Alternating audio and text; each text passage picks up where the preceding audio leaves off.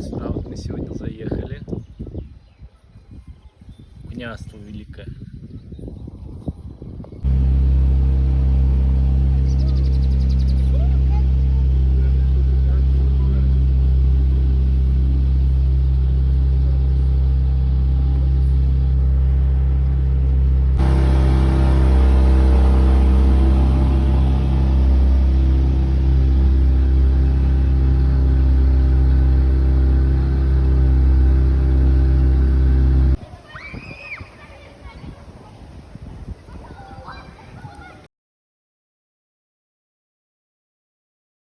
Ці стовпи, колонни єдиніна родових якостей великих князів литовських нащадків гэтага князя.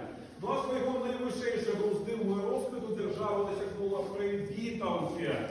Ось там сховався на гэтай голові чалавек, я покажу кожному. Літоўскі князь, першы кароль Літвы Мільтоў і ягоная жонка каралева Марта. Заснавальнікі дзяржавы, якая ўвайшла ў гісторыю пад назвай Вялікае княства Літоўскае, Рускае, Жамойцкае і іншых зямель. Звестак пра Мільтоўга захавала. Не такими мощными постуканиями молотка можно завострить кусочек железный. А то, что завострилось, еще и расплескать. Главное, по кульчированию доставить.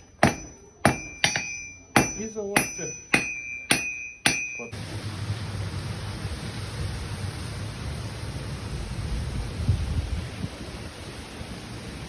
Ахмеда захотела забить Владимира, той прочнулся.